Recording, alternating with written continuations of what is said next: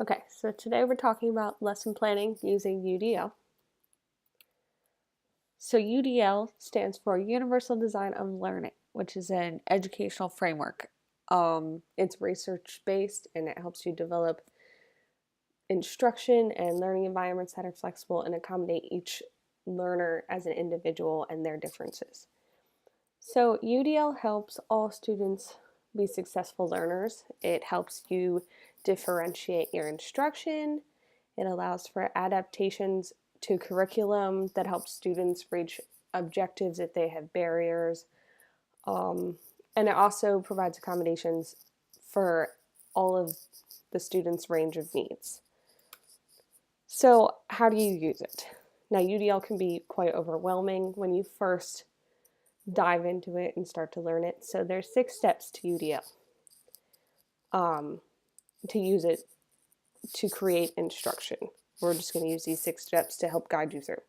So there's going to be the first one, which is define clear, smart learning goals.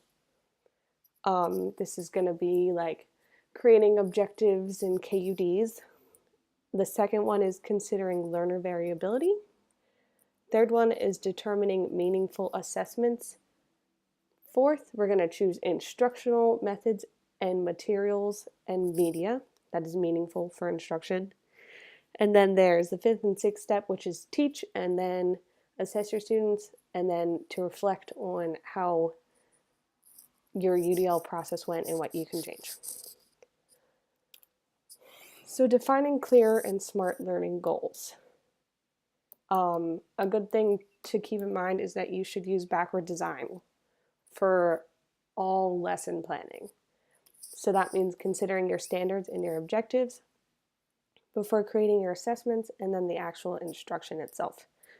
So consider your end goal to create what gets you there, basically. So this backwards design, the idea of backwards design fits really well with UDL, and it should help guide you through lesson planning. So creating your SMART learning goals. This is determining your KUDs from your standard lessons. That means defining what your students will know, what your students will understand, and what your students will be able to do. What your students will know, this is like facts, just basic facts, and what students will understand is like the big idea, the underlying concepts, and what students will be able to do is like skills, procedures, stuff like that. And these are your learning goals. So these are all, your KUDs are all based off of your standards and your objectives for the lesson. So SMART goals. SMART stands for smart, realistic, measurable, timely, and attainable. So your goals should be realistic in that your student can actually reach the goals. They're not like way out there where they can work towards it but never actually attain it. And realistic kind of goes hand in hand with attainable. You want to make sure that your goal is something that your student can reach. Measurable, so that you can measure your students' progress, measure that they attained the goal. You want to be able to see that they actually reached it. Timely, you want to give it a time frame that's realistic. That way they know when they should be attaining these goals. Okay, so these goals should be based off of standards that I told you before, and that helps you find the lesson's purpose. So that helps you guide what you want your students to get out of your lesson. So questions to help you check your learning goals. You can have learners see, you need to ask yourself if learners see the clear purpose and the end goal from your goals. So if you hand them the learning goals, they should be able to see what they need to end with. How will you know students have learned the material? So this is how will you assess or measure the goal? Are the learning goals or KUDs flexible? So are there different ways in which the students can reach these goals and they're not rigid? Are goals meaningful and relevant? So are the goals relevant to the lesson, to the material, to the content that the student needs to understand and know. How are these goals aligned with standards? Basically, you just need to make sure that your goals and your standards go hand in hand. So they need to be based off of your standards. Okay, if you determine your learning goals, they should be flexible. To determine if they're flexible, you can look at your verbiage. So your goal should have flexible verbs that give students options so that they can achieve the goal in various ways, and it's not rigid, such as you tell a student that their goal is to learn how to solve a math problem by PEMDAS, which is parentheses, exponents, multiplication, division, addition, subtraction. That's very specific. That's how they will get to that end goal. But you want to leave it open-ended so that they can learn how to solve equations however they learn to solve equations. You don't want to limit them as to how they can learn.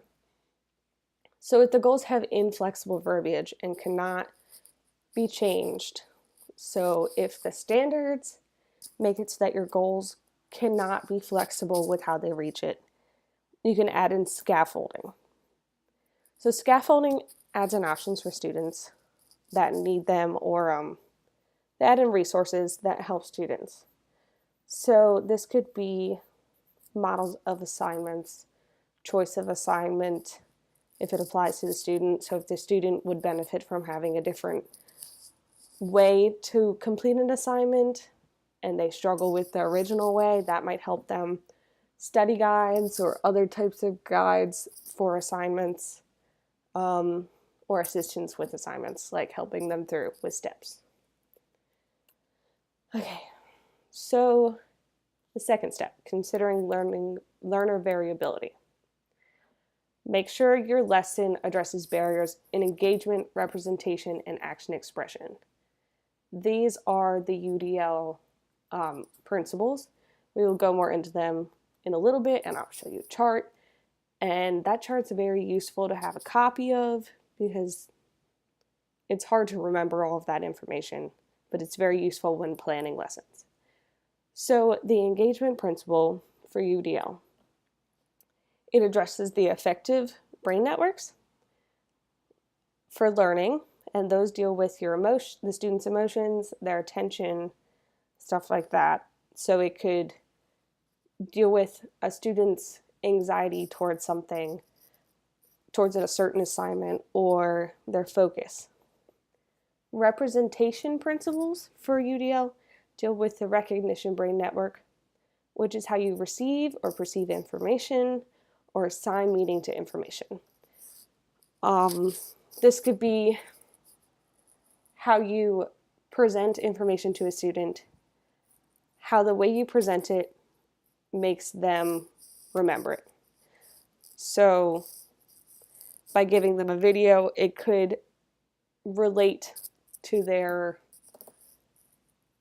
they could relate a different meaning to it than if you just gave it to them on a piece of paper. It might not be received as well as it could be in a different way. Lastly, action and expression principles deal with the strategic brain network, which is organizing their learning, expressing and communicating, and by that I mean expressing and communicating what you know. So discussing your knowledge, organizing facts so that they're not as jumbled, that type of thing. So here is the chart with the three principles at the top, and then there's these three columns below. So the three columns below match up with, if you go from the bottom up, that's how you should teach, is from the bottom up. So from the top row deals with higher order thinking, and then the bottom row deals with shallow thinking, and then it moves upward from the bottom.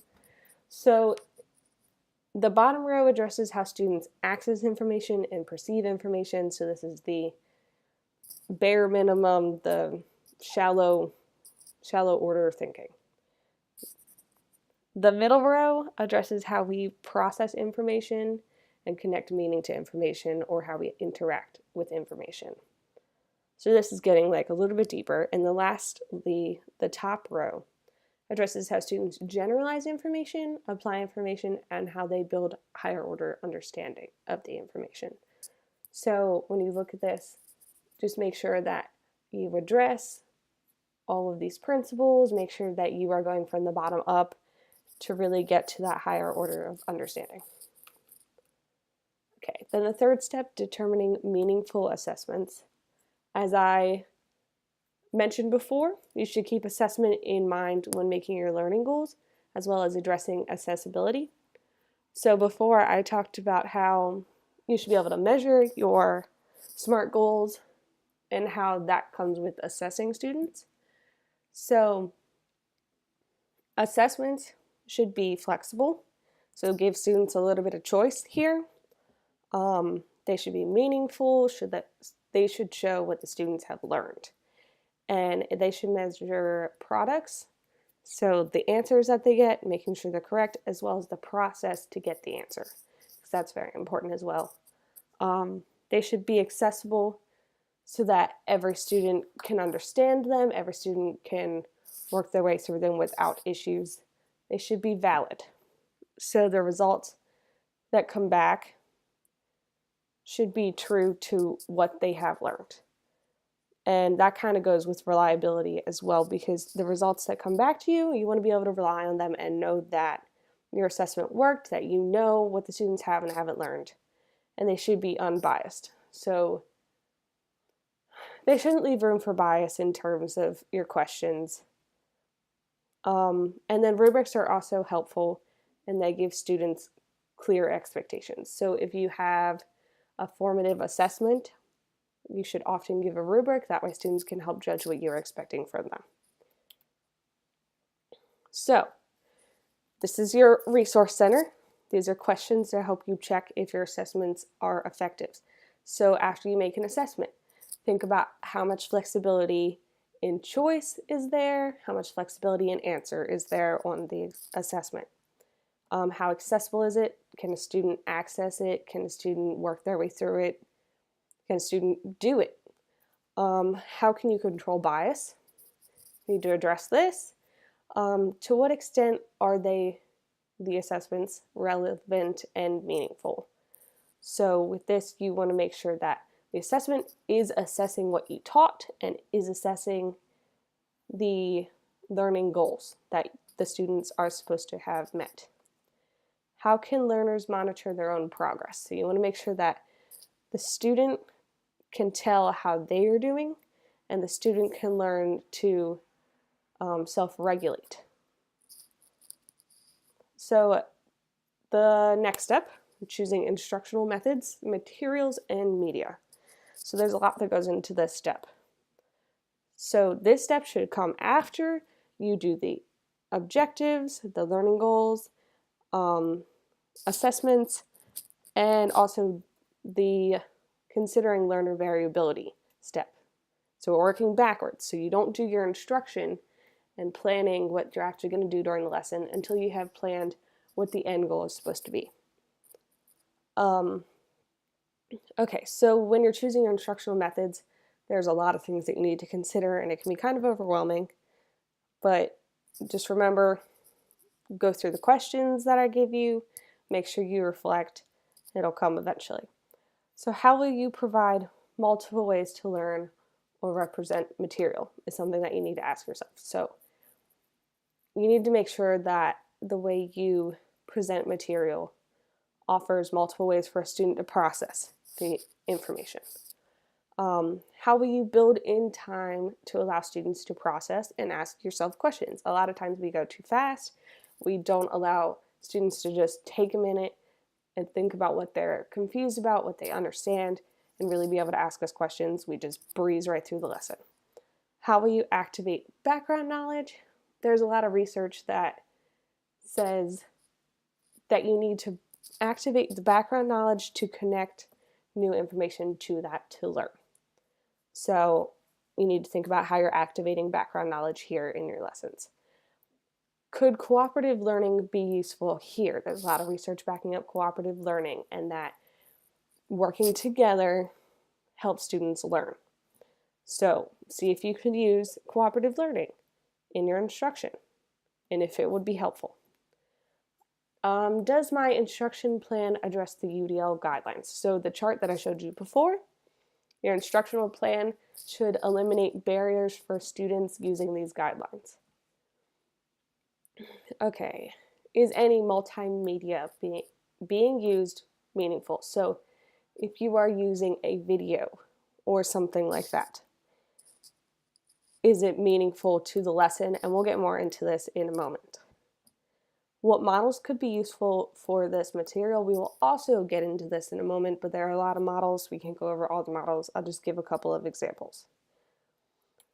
Okay, so is multimedia useful? Is your multimedia useful? So a lot of teachers put multimedia in their instruction because often videos and such gain student attention. So you may engage your student, but is it actually relevant to the class or effective? Is your student actually learning something from the multimedia that you put into your lesson? So the multimedia that you use should highlight the big ideas of the lesson and really help the student develop the concepts. When using media, you should check whether it's meaningful by asking yourself, is the media accessible to the student? So can the student really, are there barriers that the multimedia present to the student? Is it supportive? So does it support the learning? And does it support the concepts? And is it easy to navigate for all the students? So if you use something that's not a video that the student has to do themselves, can they easily move around the app or whatever it is? Okay, so double check these questions by looking at the UDL principles to ensure that you're getting the most out of the tools you use during your class. So go back to that chart. That chart is really useful, I found.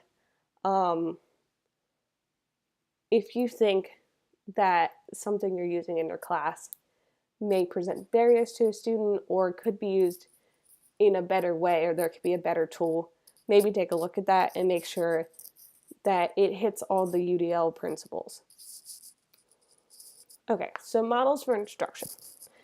There are a lot of these, but I just picked a couple to go over. Using models for your instruction can be really helpful. They all are backed up with research that they really reinforce student learning, and it really helps set up how the class is going to go that day. So if you need, if you need to teach skills, facts, and knowledge, the best model for this would be direct instruction. A lot of math teachers end up using this because we tend to teach skills and facts. But the steps for this would be to review. So you would review previous material, previous lessons, especially because in math we tend to build on things, and a lot of subjects we build on things. So reviewing past material might help them connect to background knowledge and might help them move new information to their long-term memory. So objectives. So in direct instruction, you want to present your objectives, read them, show them to the class, make sure they know what their end goal is supposed to be, what they're supposed to get out of the lesson. So that means that you, the teacher, will demonstrate the skill, the fact, or the knowledge, present the new information, show them how to do it. And then is the student and you, the teacher, demonstrate the knowledge, fact, or skill together. And then you want to set the students free to to do you do. This means that the students will try to do what you just taught them by themselves. This could be any type of independent practice. And then you want to review at the end just to go over what you have learned as a whole. Okay, and then here is a nice little graphic that kind of puts that all together if you like visuals. Okay, so if you want to introduce or expand on a new concept, there's a model called the concept attainment model. There's a neat little graphic organizer that can help you during this lesson. If you want to give these to your students, it can be helpful. So the process would be you got to tell your students what the process of the concept attainment model is. That way they aren't confused about what they're supposed to be doing. Then you present examples and non-examples of the concept that you are introducing or expanding on. And the students are going to generate hypotheses about what this concept is. And they're going to try to figure out what the concept is, what it means, and generalize this. So then at the end, you're going to define the concept, explain what it is, generalize about it, what it is, give facts about what it is. And this really works for introducing concepts. And I just find that it's really helpful, and oftentimes it's kind of fun. Okay, so if you're trying to teach students how to solve problems, one thing you could do is called a web quest. And this requires a lot of work on your part ahead of time. But during the web quest, it could offer you a lot of time to work with the students while they do the actual activity. You don't have to do a lot of standing in front of the class teaching. So you would select a problem for the students to solve. And then you give the students the web quest, so the worksheet or the instructions for the web quest, and the students are going to gather the data and solve the problem using the web, basically. So there are a couple of things that effective web quests have. I got this off of webquest.org if you want more information about web quests, because they're very neat and they have a lot of research that backs them up. They're interesting. Oh, sorry. Well, they are interesting, but effective web quests, they should have interesting real-life tasks or problems.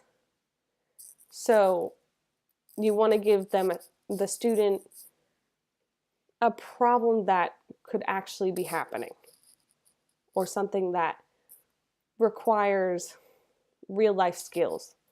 And then you want it to also require higher level thinking. So you don't want it to be an easy problem where they could just reason it out by themselves. You want them to like really think and have to like dig deeper to answer this problem and solve this problem. So you want them to make good use of the web. You don't want them to have to like click on a website and not really teach them about how to use technology. It doesn't really teach them about how to think deeply for themselves. They just kind of click on a video and it tells them the answer, and that's really it. You want to dig deeper than that for this web quest. You don't want it to be a step-by-step procedure, so you don't want to give them each step. You want them to really find the steps to solve the problem by themselves. And it isn't just a series of web-based experiences. Okay, so then the next one, this really works for history or English. I'm sure you could find ways to incorporate it into every classroom, but it's to analyze events or text. So the model that I picked, there's plenty of models under this category, but I picked a cause and effect model. For this, you should choose a topic or some type of data, and you ask students for the causes, and you ask them to support their answer with an explanation. And then you're going to ask for the effect of the cause, and also, again, ask for support for their answer. Then you do this, you get some causes and effects from the students based off the topic or the data, and then you ask for conclusions and generalizations about the topic and data. And this will generally give you some, like for the Great Depression, it'll give you some bigger ideas of why that happened type thing. So using the cause and effect charts can be helpful. It's helpful to organize the information. It's helpful for the students to look at. And it can be helpful for you to do one on the board to help the students follow along. Cooperative learning. Like I said, there's a lot of research that backs up cooperative learning. They say that it really helps students learn and learn to cooperate together. So it's really like a hand-in-hand thing. The graffiti model, you can prepare questions for the students and their groups ahead of time. So I've done this before where you had a poster and it had questions on it and pictures, and you put people in groups and you hand out the question posters to each group. They each get one, and that will be their like expert question. And then they're going to answer their question, give examples or whatever it says on the poster to do, and then they're going to rotate the questions around the room, and each group is going to answer the question. And eventually the expert question will get back to the expert group, and that group is going to summarize all the answers that the entire class made and then make generalizations about the answers. And then you go around and you share the answers and generalizations that each question produced. It's pretty neat.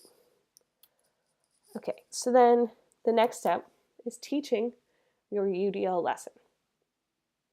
So while you are teaching, you need to keep in mind that we are trying to move new material into the students' long-term memories. So I talked about this before when I said that activating background knowledge helps connect new material to the background knowledge and therefore move it into long-term memories. So you need to keep that in mind. That way you're working towards that goal. And you need to make sure you assess student learning or collect data to evaluate the student's performance. So this also helps you reflect on how your lesson is going and what changes you need to make as a teacher. And it also helps you evaluate how your students are doing, what they need to work on, what they are doing good on. And last step is the reflection. So you want to use questions and data from the assessment to reflect on how your instruction went and how it can be improved. So there are a couple questions that I added on here. Is the learning goal flexible, clearly defined, and SMART? So you want to make sure that that was there in your lesson.